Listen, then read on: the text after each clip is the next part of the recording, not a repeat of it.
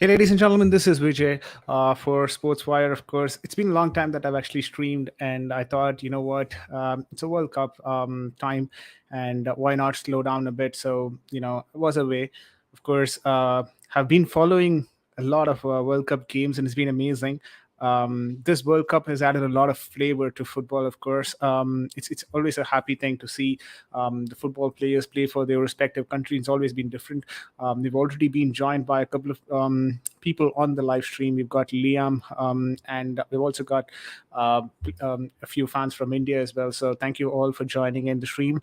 We're going to have a lot of interesting topic today. I do have some scrollers that you can see on the bottom. I thought, you know what, even if you cannot listen to me continuously, if you just look at the scroller, you'll have a comprehensive understanding of what I'm trying to talk today. Of course, it's going to be a stream that is happening on multiple platforms. It's a YouTube stream, and you can find me on Twitter right now, live streaming as well, and the same for Facebook as well. If you guys have not subscribed to each of these platforms, please feel free to check out the content. I hope I've been providing quality content for you guys. The intention is not to provide continuous content, but then to provide quality content, which has always been the motto for Sportswire. Today, of course, we have something that we wanted to discuss on, which is a bit on Chelsea's side, but also a bit on the management front as well. This has got to do with the contract situation, contract negotiations that's been happening in football, Premier League world, for which a lot of fans are, of course, exposed to. A few fans have not been, but it's always been a consistent topic that we've all been exposed to. Contracts play a major phenomenon when it comes to football, and we've always looked at players in terms of their contract values and how they contribute on the pitch. Is it in tangent with the contract that they've signed with the club? So contract is essential for the football club, but how realistic is football contracts, and what is the background of how football contracts really work, right? When I talk about the background, so I'm of course talking about the agents, having to do with, you know, negotiating with the club. What role does the player have in terms of transfer negotiations? These topics is what we will be discussing, of course. And this is not just on the broader segment of the finance, but we will also be talking specifically around one player who's been making the rounds at Chelsea right now. He is, of course, none other than our own youngster from Chelsea Academy. Proven talent, has been with Chelsea, won the Chelsea Football Player of the Year award as well in the previous years. He is none other than Mason Mount. This actually is a topic that came after reportedly the Chelsea universe receiving a news that Mason Mount has rejected his contract offer with Chelsea, reportedly 200,000 euros a week. Sorry, not euros, 200,000 pounds a week. Contract value has been rejected by Mason Mount and his transfer. I'm not sure who his agent is, but yeah, and his agent, of course. And that's been making the rounds because we've also heard that Reece James has signed a long-term contract with Chelsea, or probably is in the final stages of signing a long-term contract with Chelsea of a reported value of pounds 250,000 weekly wages. Now, when it comes to these numbers, of course, I wouldn't really call these numbers to be skewed. It does have a definite value to it. This is something that has been on the press. We hear about these things as football fans from outside and reporters reporting these numbers. Maybe it can be skewed a bit, but cannot be way off. But are these numbers the only deciding factors when it comes to transfer negotiations? I've been seeing the Chelsea fan base being very divided about Mason Mount's situation right now. People talking about Mason Mount in certain in certain topics that he shouldn't be part of. Probably calling him the worst player. You know, right now in the Chelsea squad, which I don't think so is true. It's just being going overboard on this topic. But what I'd like to also talk about when it comes to these contract situations is that there are multiple factors that are linked to contract negotiations, and it's not very easy, it's not straightforward deal, of course, so we need to take that into account as well. By this, what I mean is, let's say there is a contract negotiations that is, that is something that is happening between a player and a club, right? So usually, it's an agreement that would be signed at the end of the day, and that would be between the football club and the player himself, where there would be different clause agreed upon. There would be a definition, of course. There would be transfer fees. There would be topics around confidentiality, backstop date, warranty, and agreement, governing laws and jurisdictions. All these things come into play when it comes to transfer negotiations. And these are not the only thing that affects the negotiation. We also have to understand, primarily, the player also has to sign a contract with the English Premier League themselves. What I'm talking about is that Premier League themselves will have a contract. But before all that, what does the club have to go through when it comes to signing a player? Right. Of course, they both have to be on the same page when it comes to the wages, and there's something called the signing on bonus, right? The wages is something that is being paid on a weekly basis, but realistically, we refer to this number on a weekly basis, but it's not paid out on a weekly, basis.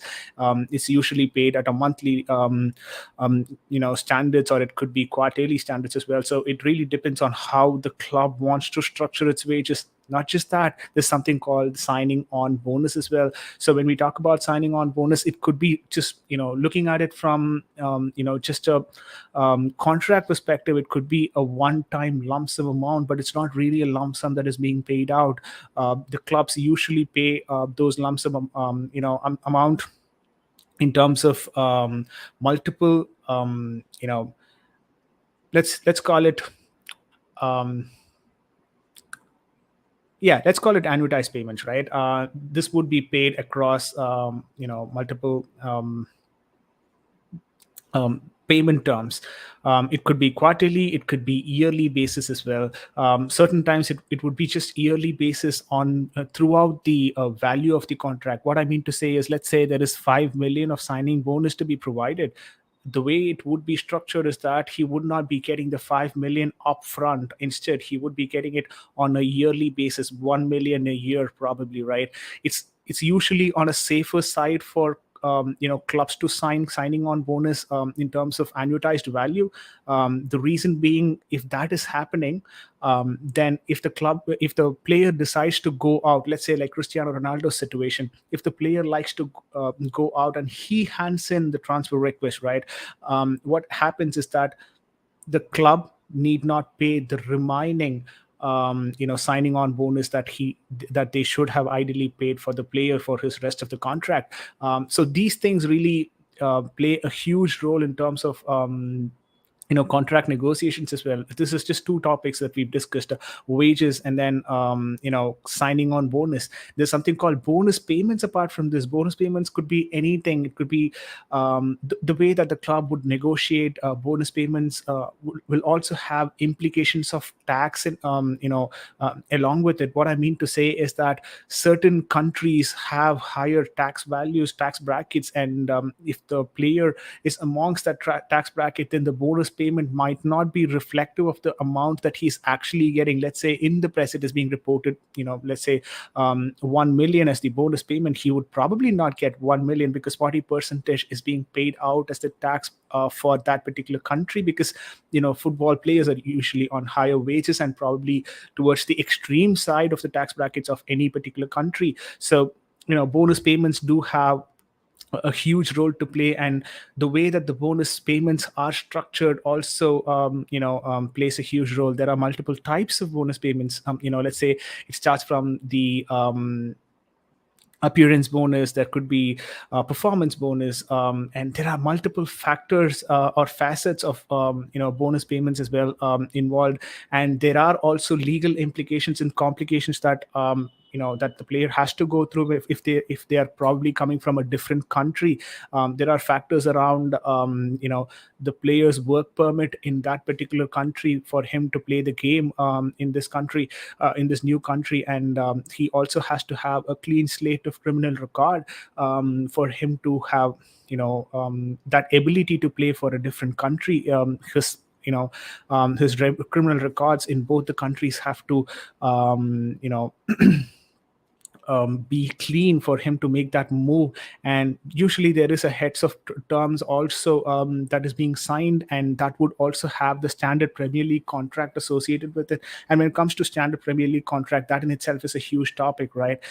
Because this is something that needs to be signed by multiple parties. The FA needs to sign that, the league also has to sign that. Apart from that, the club will be signing it along with the player signing it as well. And then proper insurances has to be taken on from the club side. So there are multiple segments when it comes to contract negotiations. Apart from all that, there is something called the release clause. Yeah, we all know about the release clause and how it can play a significant role in when it comes to transfer negotiations. I'm just going to take a pause here. I know there's been a lot of financial topics that we've just run through when it comes to contract negotiations, but I'm going to probably read a few chats that Liam has been taking his time to type it out on the chat. So let's go through them as well. Liam says, I know a lot of contracts are based on the area of the pitch you play, which I personally don't agree with. To me, it should come down to what you give to the team, whether it's in the defense or attack. I think that's a significant point as well. It really is something that we need to discuss as well. Reece James getting a 250 just because he's a defender, is that not significant? Or just because Mason Mount is an attacker, should he get more than 250? Those kind of comparisons could be significant. And I tend to agree with Liam on this point, because if we start basing out contracts on the place where they play, let's say the defenders fairly get less paid than the attackers, which has been the case with Premier League football, for not just Premier League football, any football team for a long time. It doesn't really sit well, because then who would choose to become a defender by career, right? So there needs to be an equality in terms of payment as well. You cannot just have attackers being paid a huge amount of money, significant amount of money, and there shouldn't be a huge pay gap in between the attackers and the defenders on the pitch as well, because they all play towards one common goal, which is to score a goal and get the points for the team. So there shouldn't be much of difference. I agree with Liam on that. Liam also says that Thiago Silva and Reece James are our two best players by a long way, and how the likes of Mason Mount can demand higher wages than them is beyond me. That's a well put statement, actually. Thiago Silva, maybe towards the fag end of his career, probably his last bigger contract, you could say. But the way that he has been operating on the pitch doesn't really seem that he is, anywhere closer to being, retiring the next season.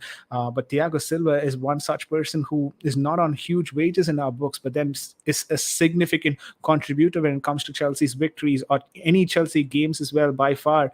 And Reece James, when he is on that flank, in the right side areas of the pitch, it's not that he is just the best right back to have the best right back on the pitch for Chelsea right now. He is also the source of attack when it comes to most of the games. And when you have those kind of players who can play on both the areas of the pitch, and if they are being valued at 250k a week, is it really realistic, or should it be a concern when Mason Mount and the likes of Mason Mount and Kai Havertz demanding higher wages than them, because their productivity seemed to be nowhere close to that of Thiago Silva and Reece James? Very fair point made by Liam there. I think when it comes to these wage payout as well, it's not that Mason Mount can compare himself to a Bruno Fernandes of Manchester United, or Christian Eriksen of Manchester United, or maybe Kevin De Bruyne of Manchester City. He needs to compare himself with the club that he is currently at, and the players who are getting paid, you know, um, I mean, the players who are getting paid alongside him, because these guys are the ones who are playing alongside him. It's not the KDBs and Mohamed Salahs of the world that are playing alongside him. He cannot just compare himself with the other Premier League clubs and expect Chelsea to pay out on those numbers as well, because every club has a different structure when it comes to the wages. And I know Chelsea as a club has struggled a bit in the past in terms of the wage structure. We've not gone overboard, we've not overspent on wages, and we've had a very good wage number maintained, thanks to the likes of Roman Abramovich and the ownership of Roman Abramovich and a strong negotiator like Marina Granovskaya. But coming to the likes of Todd Bowley right now and the new ownership group, is it going to be the same kind of wage structure, or are they going to be a bit more, you know, um, easy spenders in the market? It's yet to be seen. So these are topics that, of course, is a longer one and can be discussed in separate segments. But these things really play a huge role when it comes to contract negotiations. And of course, this is going to be his first major contract negotiation. Mason Mount, of course, he's had a youth contract and then he had an extension contract. So this probably is his major contract negotiation. He needs to also ensure that he doesn't invite a huge amount of pressure by being on higher wages, because that we've all seen how that can affect a player on the negative side as well. Like the likes of Kai Havertz and Timo Werner's are being slandered hugely because of their huge transfer value, and they come with huge transfer value, huge price tag. And not just that, they also have a huge weekly wage as well. These things will always play in the back of the minds of the fans and the coaches, and the managers, of course, even though they do not want to accept those things in the media. But these things will have a part to play in their decisions on the pitch and off the pitch as well. So he also needs to be ensuring that he's not putting too much pressure, or he's not inviting too much of pressure by making himself as one of the highest paid players for Chelsea Football Club. Liam also goes on to say, I would definitely be in favor of the bonus payment structure, as then at least you get rewarded for your performance or your form in the team. Yeah, that's I think every team, every major Premier League players, when I say players, the huge clubs, of course, have their own bonus structures that they have defined, and it's pay for performance bonus schemes also in the market. That's something that could be either enticing or could be not much of interest for the clubs, the likes of Manchester City. The kind of deals that they make with the Erling Haalands and Julian Alvarez of the worlds could also be a representation of the enticing bonus structure that they have in place. And you might not always have top clubs having the best bonus structures, but I think what Liam mentions there is a fair point. Having a very good bonus payment structure could always be something that could be a motivation for the players, and it could at any given point in time be the reason for the success of the club. So these things, when we talk about it from a financial angle, is always a good thing to discuss. I'm not sure how much enticing though these kind of topics would be for a normal football fans, but I just wanted to put that out there. Tell our people, as Chelsea fans, to just not go overboard when it comes to Mason Mount and slander him for refusing the contract. Maybe there is a reason for him to do so. Maybe he thinks the World Cup could be a better stage for him if he is very successful in the World Cup. And what if he comes out with a World Cup medal, getting the winners medal, if England wins the World Cup? Then of course his value as a player in that particular England squad goes up, and there's nothing wrong in the player waiting for an imminent success that could probably happen to him, and just wait for the prospect to improve and then come back and negotiate. So these things are realistic, and these things are not something that we as professionals in our own life would not do, right? If I have an opportunity to increase my market value in the next 1 or 2 months, let's say through a certification or something of that sort, then I go do my certification. improve my market value, and that's when I'll go to the market, right? Because that will make more sense for me as an individual, to go to the market rather than expecting a monetary value, just by leaving the organization. Maybe 2 months later, if I have another additional certification and that could probably improve my market value, then I'm of course going to wait for that 2 months, get my certification done, and then go to the market, because I would be better valuable at that time. I would be valued better at that time, and I could be financially well compensated during that phase. So these things are realistic for football players in their very short career, not like us having 20, 30 years, in terms of on an average. Usually individuals who are on other jobs other than professional sports, they kind of are professionally working for 20, 30 years together, but that's not the case with football players. So they have to maximize their value during that phase, and that's exactly what they're trying to do.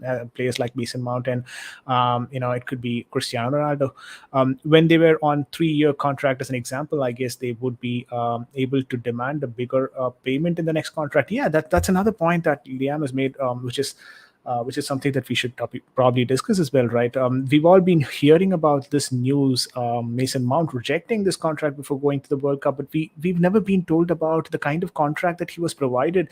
It just says 200,000, you know, yeah, 200,000 pounds a week, but then it doesn't talk about the value of the contract, the length of the contract, the signing bonus, and the release clause along with the contract. So these things are significant parameters that could actually have an impact in him signing the contract or him refusing to sign the contract. So we as fans are never exposed to these kind of information. So we always conclude that just because the weekly wage is something that we find as a difference between Reece James's contract and Mason Mount's contract, we think, oh no, oh my God, Mason Mount should not be demanding more than that. But maybe his other values in terms of other parameters in terms of the contracts were not in accordance with what he actually expected. There are also accommodations usually provided by football clubs, and that being covered as part of the you know um, terms and conditions or agreements of the agreements in the contracts, because there are around 4 months of accommodation, 6 months of accommodation. These things are also written in the contract. So the contract is usually well detailed, and if the details are not in agreement with what the player wants, then probably he's gonna try and renegotiate it. And the first value of the contract usually is not the best value in the contract. We all know that it's going to be multiple rounds of discussion, and post those discussions people come to an understanding, and there's numbers around the agent fees and the tax around the agent fees. And if they're actually discussing these kind of deals using an intermediary, so how is the payment to the intermediary? Because usually when there is an intermediary involved, then 50% of the transfer value could also just go to the intermediary who's involved in the discussion. So these kind of patterns really have a huge impact when it comes to transfer negotiations, and we as fans are never exposed to these kind of information. So we might be shooting in the dark when we talk about these transfer negotiations and say, what, this number is not something that Mason Mount should be asking for, because we only see that number in terms of the weekly wages. We don't see the other limitations or other boundaries, thresholds that is being set as part of the contracts. So yeah.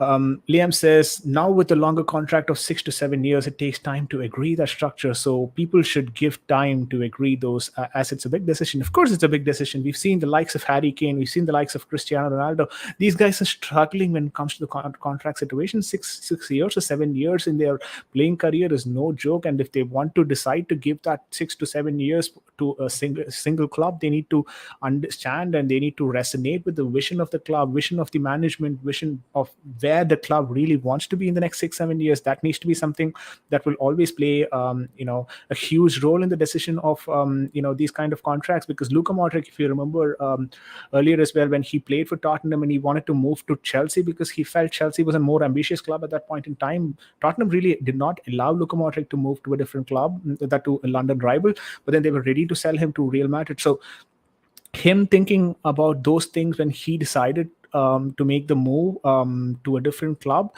that is player thinking about the strategic vision of the club, and that's always in the back of the mind of players when they're negotiating or renegotiating contracts. So and when it comes to 6 or 7 year contract, there is option to renegotiate your contract after 3 or 4 years as well. So how those clause has been put into the contract also plays a significant role in their decision to sign on with that, with those sort of long term contract, because no one is probably going to give you let's say a 150,000 £150,000 contract for 7 years, and not expect you to negotiate for 7 years, because the 7 years inflation value would be significant, and after 7 years, you being on 150,000 pounds would be next to nothing.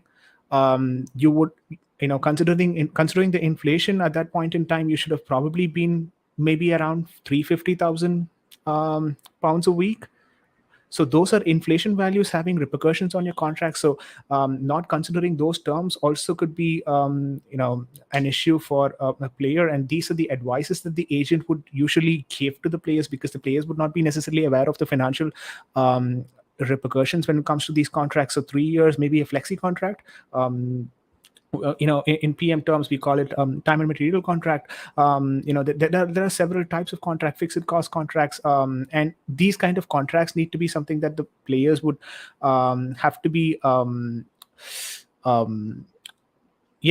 players would have to be apprised by the agents, and that's the agent's duty. And maybe the 6 year contract, if it doesn't have proper flexible option, then the agent is of course going to advise Mason Mount to strongly stay away from the contract, because it doesn't have those flexible options. So those are significant values, of course. EPL Turf, thank you for joining in the stream as well. So I'm just going to read that comment.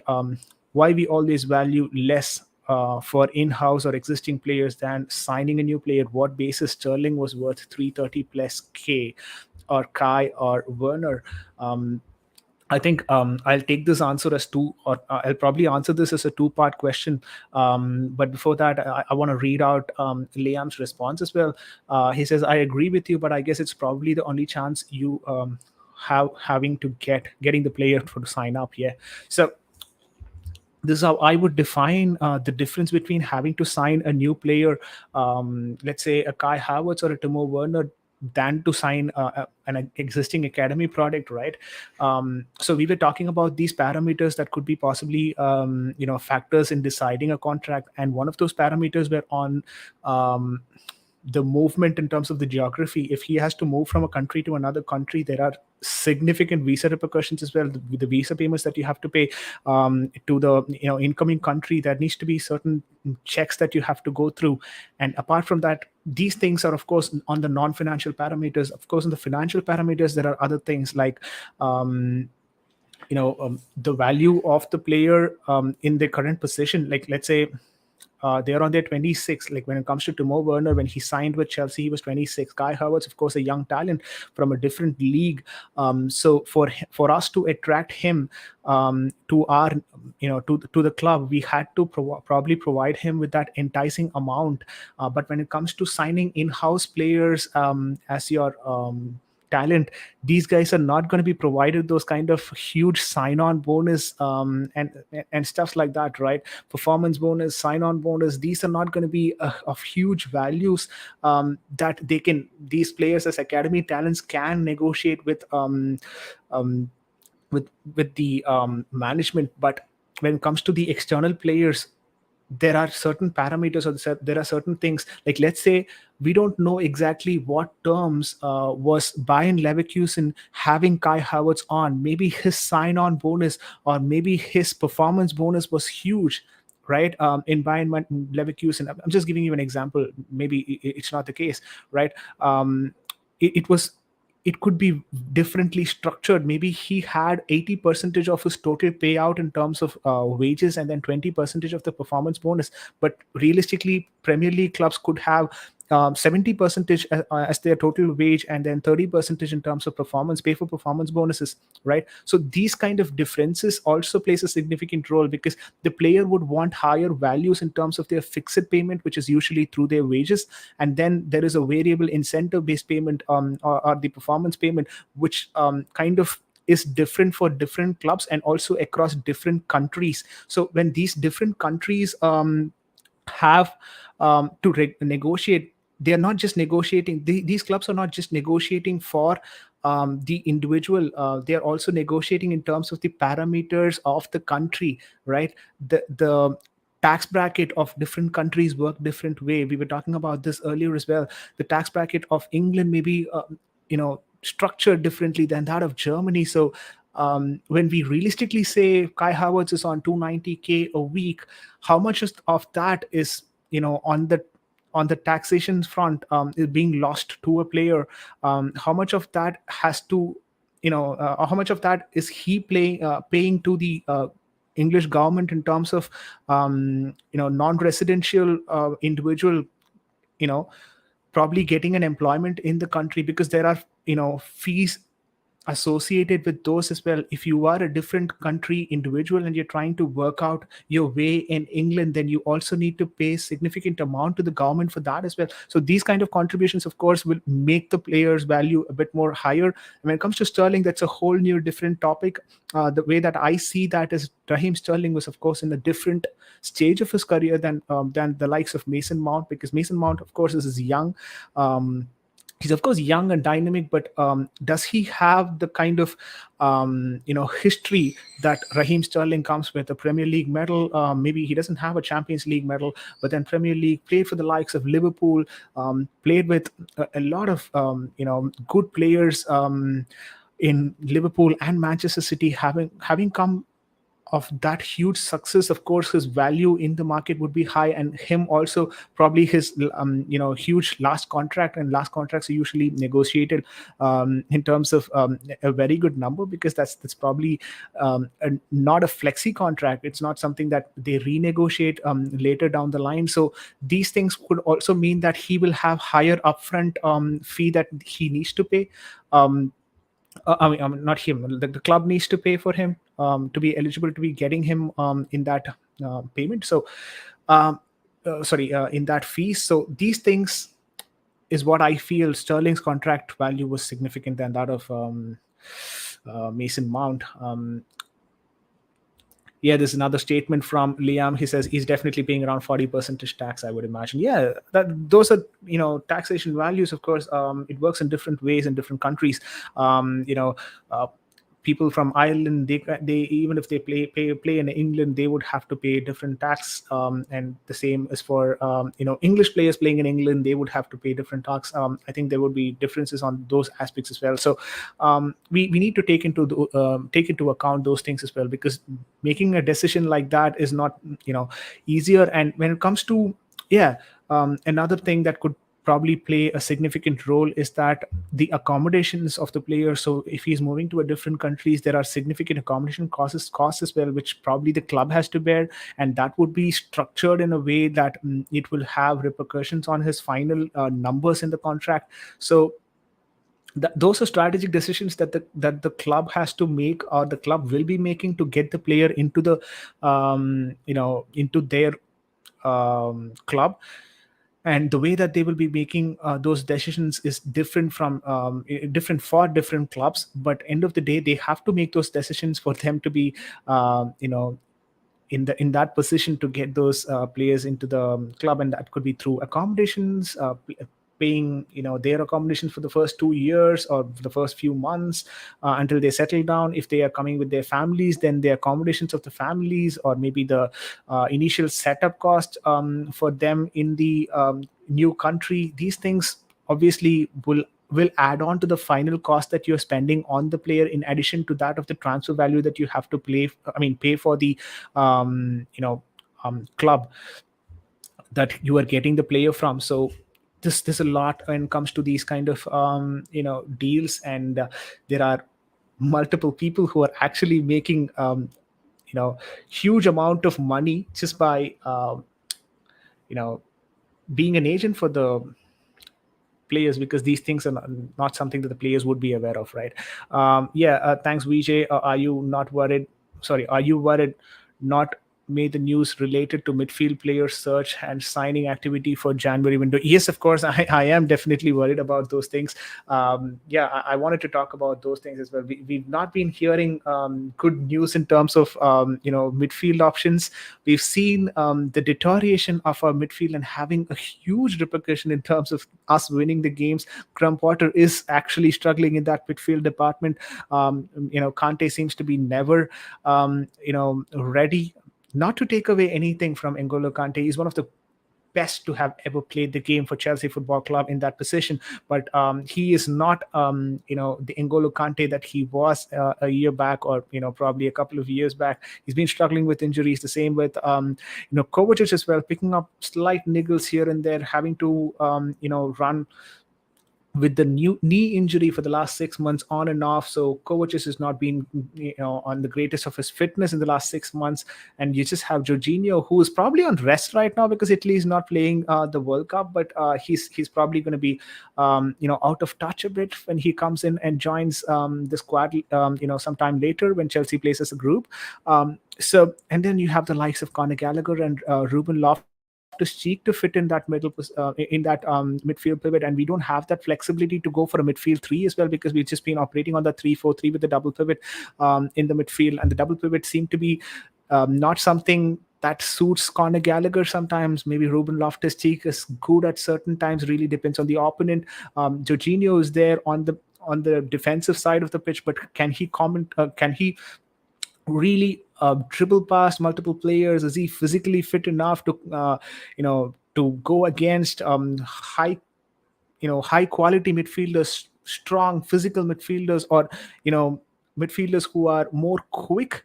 I don't think so. Jorginho is more of a player who you would like to have in your team if the team is playing in possession. So there are multiple facets when it comes to the midfield right now that Chelsea are struggling, and to hear no news about Chelsea's interest on the midfield is a bit of a worrying sign for me. But hopefully there are some background activities that is happening as a club.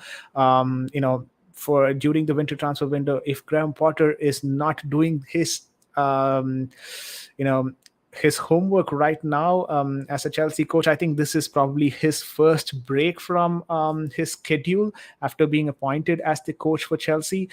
We all have to wait and see how he is going to do his homework and come out in the next transfer window, which probably would be the Jan transfer window. Getting players in the Jan transfer window is not also something that is very easy, but if we actually have the right scouting team in place, I don't think so that should be a problem. We can go for certain options, like I think EPL Turf, Liam Lane. You guys would also be remembering about the deals that we kind of made with Aspilicueta. A 7 million deal is what I think we probably made in the year 2013. Those kind of deals, we never expected Aspilicueta to be this huge of a success at Chelsea Football Club. But that is probably the kind of, not just the ambition, but it's also kind of the vision of the scouting departments in probably analyzing the player. Analyzing the players is not just on the pitch, right? I was hearing to one of the podcasts earlier today, and I came across one of the scouts report where he was also talking about the players' quality being observed by different scouts. When I talk about the quality there, so he was actually referring to one of the qualities being coming first to the training, and when the training gets over, helping the coaches and the other support staffs with picking up the ball, getting it back to the storeroom or anything of that sort. Even those kind of simple things tells a lot about the player's responsibility, the character of the player, and where he really wants to be, how successful does he wants to be. These things are being observed by the scouts, so the scouts make those decisions not by just their playing ability on the pitch, but also off the pitch. How do they behave? How is their family situation? Will they be capable of moving around to a different country and be settling in with that new country and environment? How good are they in terms of picking up the languages? How good Have they picked up the languages in the past? How is their family flexible enough for him to for this individual to make the move to a different country? So these things are also being observed by the scouts, and that's something that we as fans could always miss out on. When I heard those things on the podcast, it really kind of provided me a different flavor towards scouting than what we as fans were thinking about scouting. Maybe just looking at him, some of the compilation videos, and then just going there to the stadiums and just taking a look at the player, maybe observing him for 5-10 games. This is what we are exposed to, or this is what we think about when it comes to scouts, right? But then these aspects of the players being taken into account by scouts is something that is always interesting and good to know, because that's the kind of work that the scouts are putting in. So it really depends on how our scouting network in Chelsea is set up, and are we ready to handle these kind of major moves in the transfer windows? Does our scouting team have the vision to find players like Aspilicueta in the future? That's something that needs to be seen, because there's a lot of hierarchical changes that is going on right now at Chelsea, and that will always have new faces coming in, new ideas flowing in, and it would be definitely interesting to see Chelsea from a strategic perspective, how we move in the next 2 or 3 transfer windows, because it's new leadership, it's new board members, new decisions, new faces, new ideas. How does that get translated into actions? Something that we'll have to wait and see. But yeah, to answer your question, EPL Turf, in short, a bit worrying for me to see that we've not made any significant connections during this, World Cup. It's not yet over, so we might see here and there a bit of connections. But yeah, let's go through the chat once again. We're going to have a decent scouting network now with new additions, so things should pick on that department. Yeah, that's my hope as well. That's my hope. I'm being very honest here, Liam. Do you know if Potter thinks midfield is the main area of improvement, or he might be like TT, thinking forward is the issue and signed Sterling and was trying to sign Anthony? That's a good question. As we are trying to sign Trossard as well. Um, you know what? Let me put it this way, right? There have been connections when it comes to the attacking side of the pitch. We also heard about certain links around Joao Felix. I'm not sure about the Cristiano Ronaldo links. It's just marketing links for me, if you ask me. But then these kind of positional links that we are being linked up with is a bit of a worrying sign, because it's more on the attacking side of the pitch. Midfield is not something that we've really focused on, and the double pivot is is been an issue for some time now. Let's be realistic about it. The 3-4-3 formation. I still believe in the way that. Okay, this is my problem with the kind of transition that happened after Thomas Tuchel to, let's say, Graham Potter, right? For me, there's always been this question: was Graham Potter the right man for the job? Two ways of looking into this question. Is he the right man for the job because he plays the same amount of formation, or he's very comfortable playing in the 3-4-3 that Thomas Tuchel had employed? Was that the reason for employing, Graham Potter? Which is very bad if you look at it from that aspect.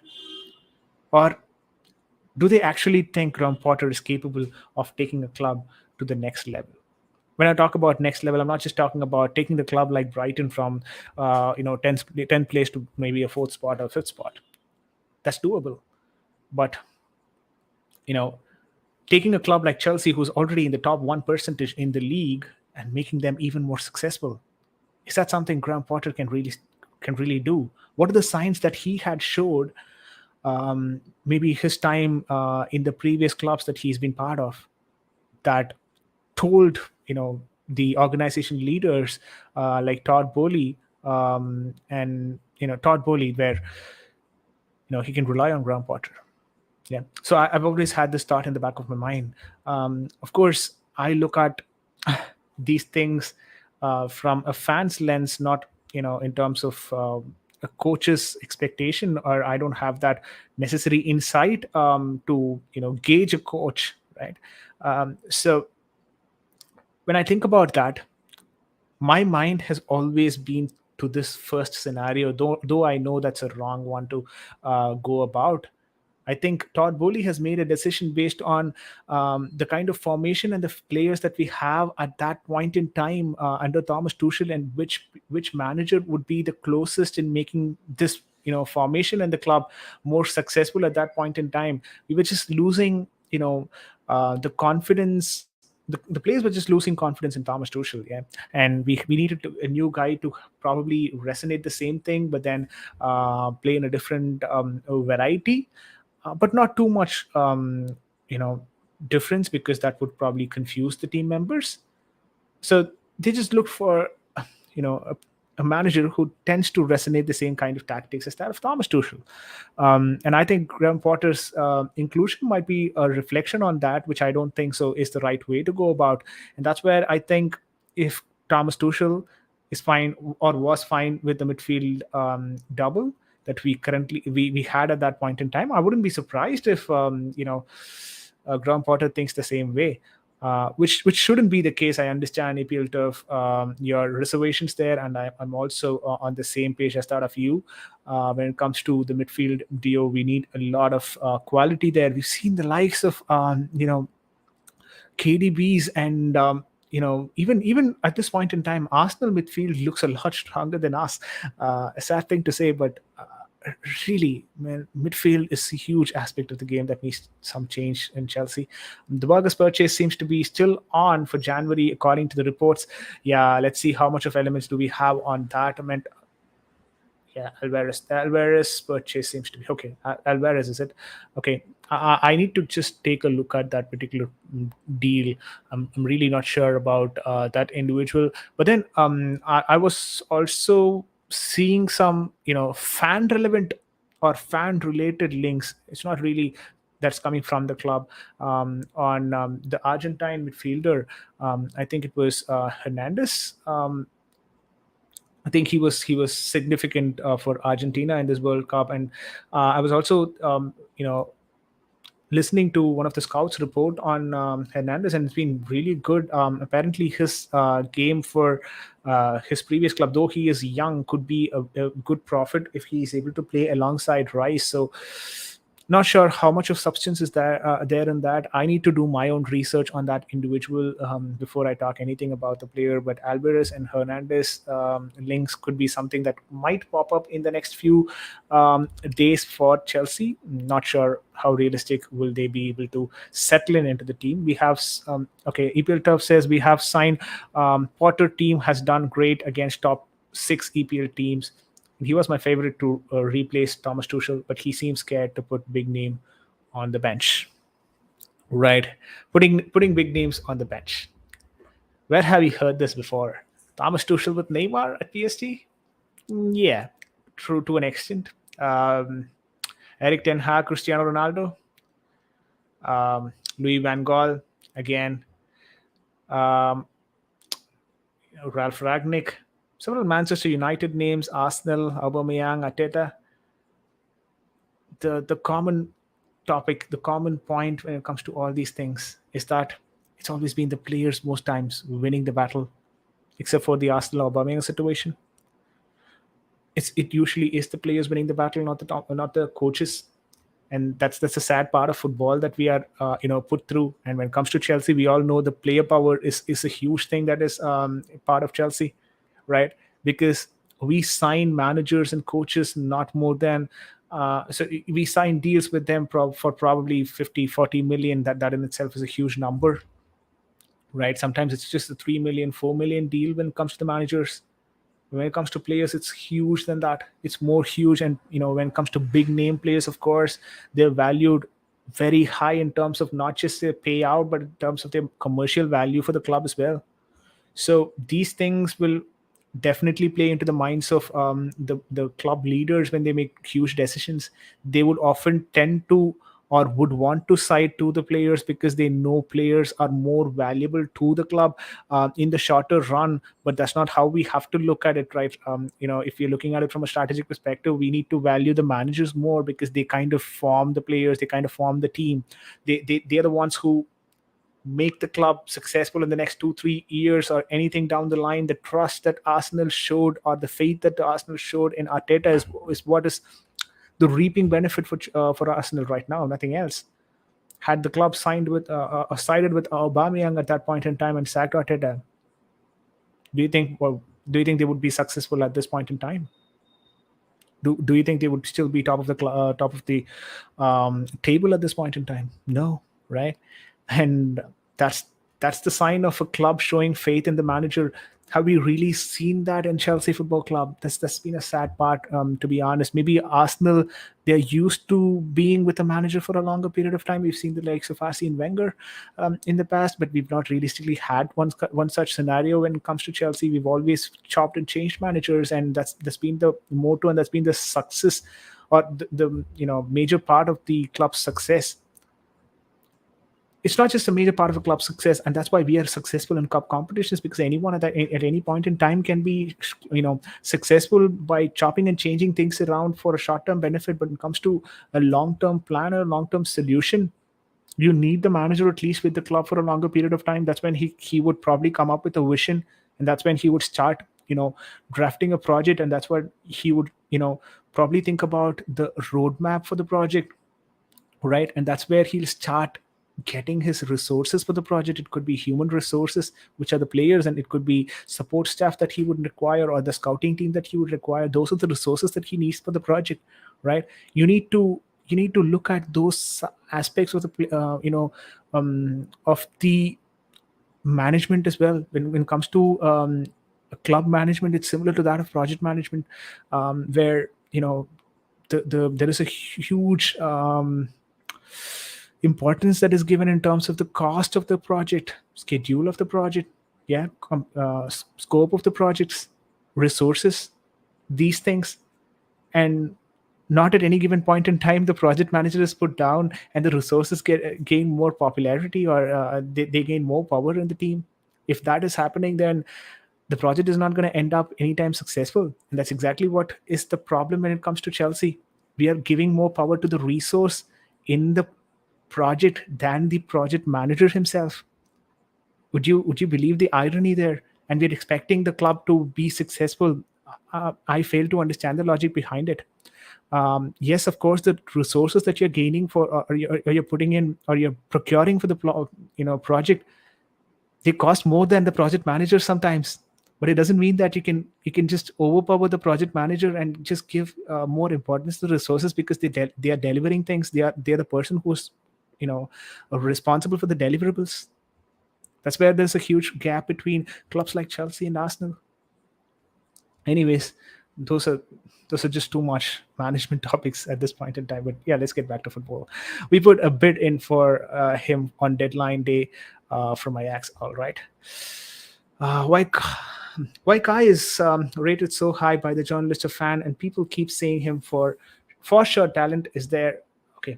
How is different from any other player who performs once in a while, like Asensio? It's a good comparison that you made, Asensio of Real Madrid and Kai Havertz. I think a lot has to do with the kind of child that he really has. People always like those kind of styles, right? The difference between the likes of Brazil winning the World Cup and the likes of a European team winning the World Cup. European teams are usually very structured. It's not reliant on just one player or most times, but Brazilians or the South American teams, they have that flair in them, right? That's what makes the South American teams more watchable. They're very good on the eye because they have those tricks in their bags, and then they have that flair. I think Kai is one such player. I wouldn't really call him a super flair player, but then he's got that ability to show people that football can be played in a more easy way. And I think that is his way of game as well. A lot of people are impressed on that, but is that suitable for Premier League? It doesn't seem so at this point in time. Can he improve? Of course, maybe he wants to. If he wants to really showcase the world what he is made of, then he can. He has that ability. He has that capability. He has age, behind him. But just telling him that at this point in time that he would just burst out to become one of the best talents in the world, it's just putting in too much pressure on him for me. And if it comes comes from the fans, if it comes from the journalists, it's one and the same for me. It's just too much pressure. Kai was hiding behind Werner's performance. Now this year he is on spotlight. He's getting when people ask, is there any position where you can play better? Yeah, of course, we've all heard about this particular statement that Kai had made once, where he says he would be able to play in any position in the forward line. And apparently, right now, he's not able to score from any position that he plays in the forward line, which is a bit of a worrying sign for Chelsea fans. But is that realistically only Kai Havertz's fault, or is it the entire front line's fault? There is some problem that is existing in that forward line. The likes of Raheem Sterling, who was super good in Manchester City, except for like probably the last 6 months or 8 months for Man City, he is still a sheer talent when it comes to these kind of games, and he fails to find the back of the net. I find it hard to believe that it's just the players who are responsible. I think there's got to do a lot with the system and the chance creations and you know the tactics around the game as well, that probably is playing a huge role. Maybe the formation itself is something that needs to be changed, like you mentioned earlier. So if those are the cases, can we all attribute everything on the player? I don't think so. So things like this need to be know talked about and in detail. I think we can do a lot more on the in the upcoming streams. Liam also says, I would love to see Kai, I think, and we had a more offensive midfield. Would you see a better Kai or any of our attackers?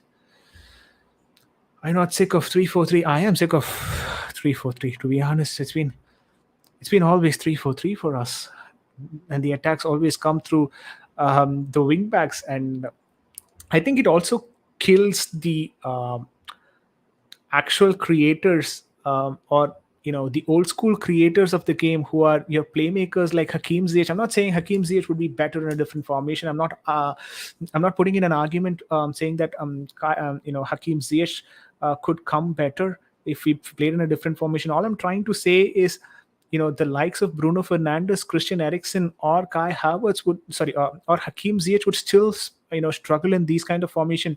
I'll probably try and explain it in the way that it would make more sense, right? Let's say we are playing in a 3-4-3. What you in essence have when you go on the attack is you have 5 people going on the attack, right? You have 5 members going on the attack. You would have your striker in the center, and you would have your traditional wingers right next to the striker, and then you would have your wing backs playing on the wider positions. Now, what essentially happens in a 3-4-3 is that the wing backs have more space to move around in these corners, right? Because the wing backs are provided the license to move around those corners, and they would be going for those overlapping runs. It's not the wingers who would go for the overlapping runs. It's going to be the wing backs who will go for the overlapping runs.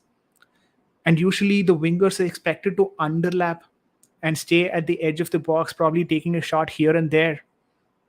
But at the same time, you would have the wing backs going on the overlapping run, which means they have more spaces to attack now.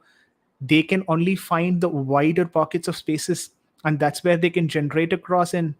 And that's why you see a lot more attack coming from the wing backs. We seem to see a lot more attack coming from the wing backs because our formation is structured in such a way that when 5 members are on the attack, it becomes a constrained 3 in the center, with 3 people not knowing exactly where to position themselves, because the wingers are not used to playing in the edge of the box positions as an underlapping forward. At the same time, the wing backs are expected to play on the wider areas of the pitch, and they have now more space to move around, and the only person that they can combine with is probably always the the wing forward, like Hakim Ziyech and Christian Pulisic. Now Christian Pulisic and Hakim Ziyech are expected to be inside forwards because they don't have an option. They have to constrain themselves, they have to constrict themselves to come in and play with the striker. And Hakim Ziyech is not someone who does that. He's good from whipping in balls outside the box, well outside the box, from the corners. That's what he's usually good at. You need to give him that space to run. But he doesn't get the space to run because most of the time the wing backs occupy those spaces. And that's where most of the attacks comes from Reece James and Ben Chilwell. So if you have players, or if you have creators like Hakim Ziyech, or even if you decide to bring Sergio Gnabry and you expect him to play near the box, I'm not sure how much of an impact he can actually make in the game. If you bring in wingers who are traditional wingers, expect them to run in a 4-3-3. Make them play in a 4-3-3 and expect your wingers to be actual wingers, not your wingbacks. Your wingbacks can provide them an underlapping support, but your wingbacks cannot always be your overlappers every time. Because in essence, what you're trying to ask your wingback to do is be the overlapping person, which means he's going to be high up on the pitch always. The wingbacks are always going to be high up on the pitch because you're expecting the wingbacks to play overlapping role, and you're also expecting him to transition back when it comes to losing the ball. So what in essence happens is the wingback goes high up the pitch because he's the highest person who's expected to be on the higher areas of the pitch. Yeah, he's the guy who's overlapped, so he is on the higher end of the pitch.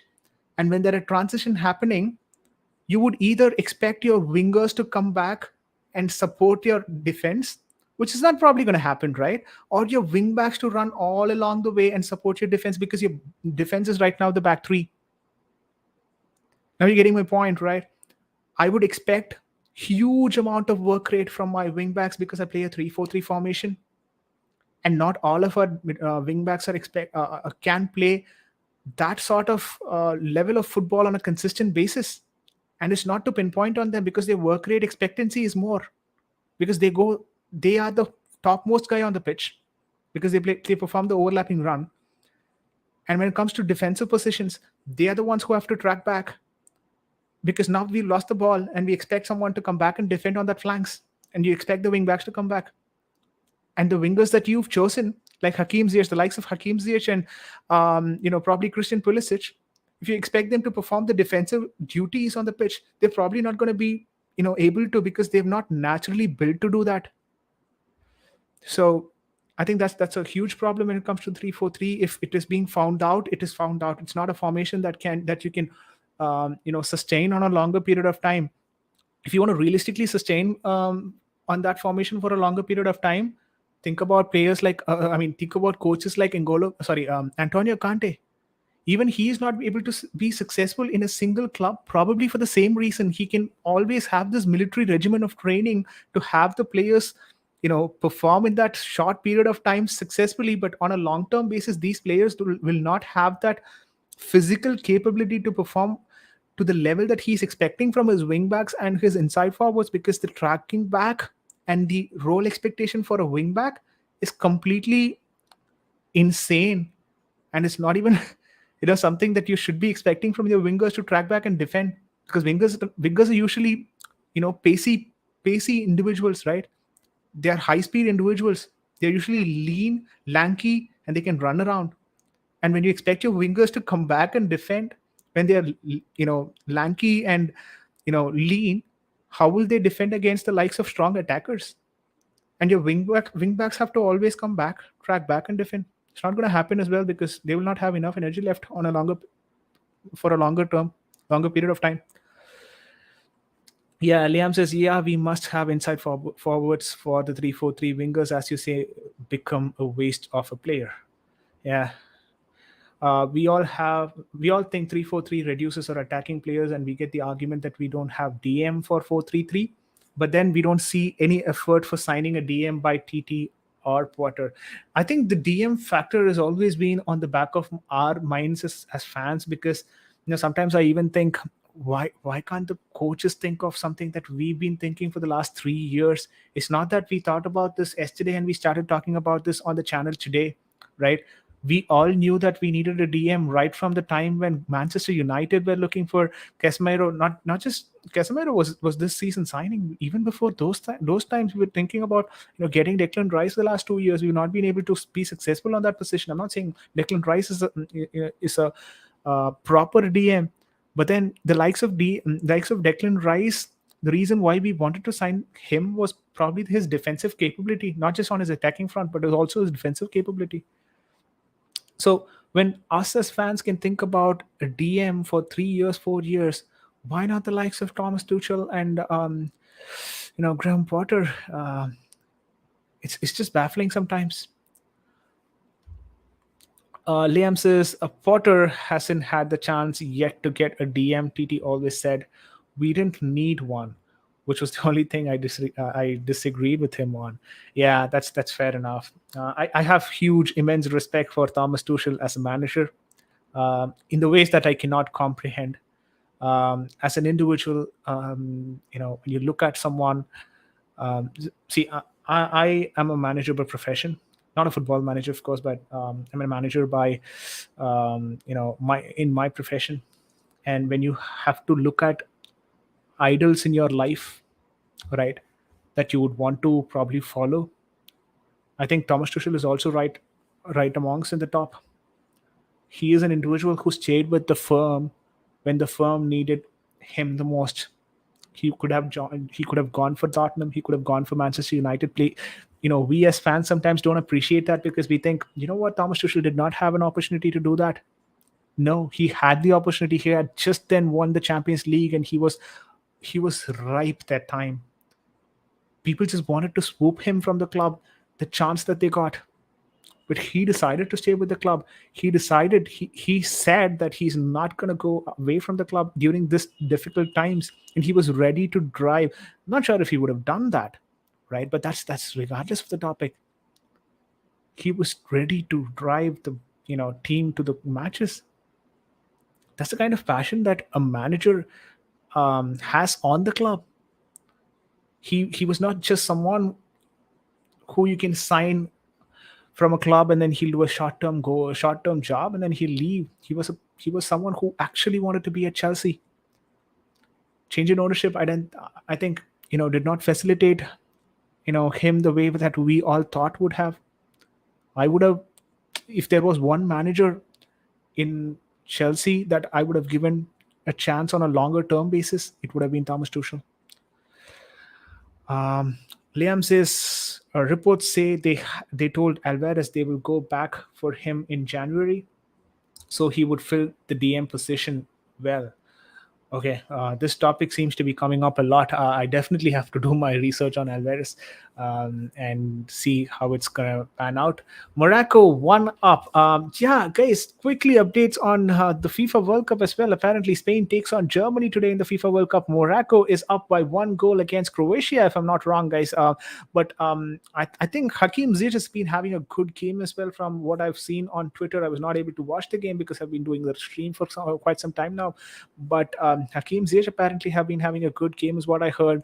The likes of Asian teams picking up close to 10 points on to get all together is something that is different, that we don't see a lot in Football World Cup. Qatar, being the first team to exit the Football World Cup after deciding to host the World Cup.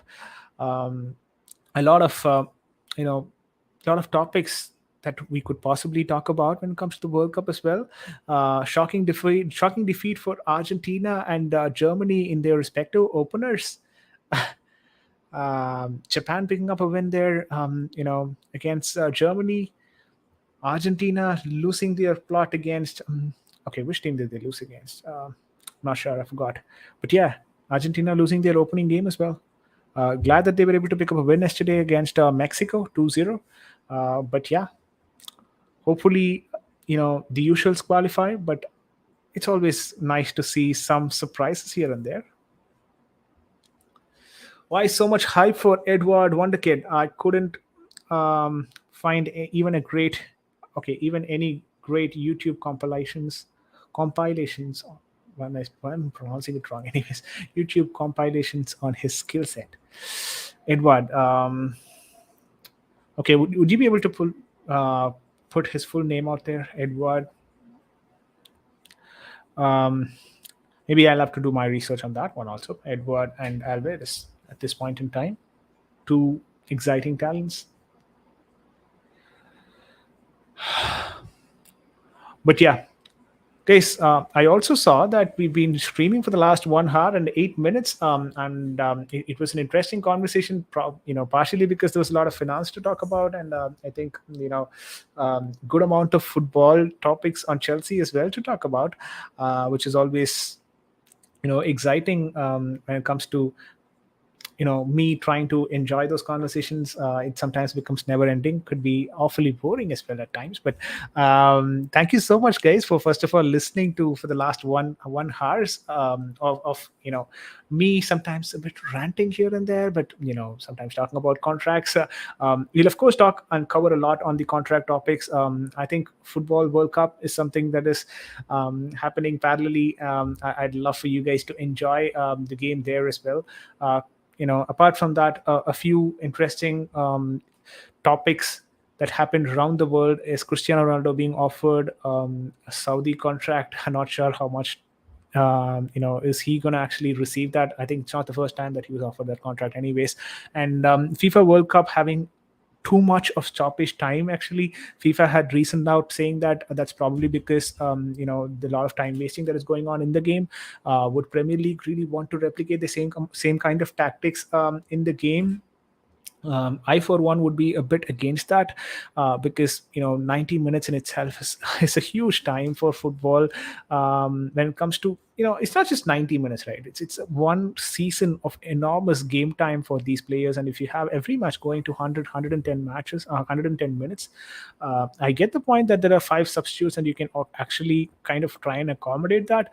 But there's no point in you calling 90 minutes as your full time if you're deciding to give like almost 1/4 of the half as your additional time. Your additional time probably has to be 2 minutes or 3 minutes if it's a good game, right?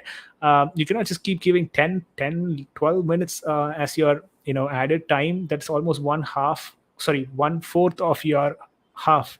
Then it doesn't make any sense for us to call that full time at the end of 90.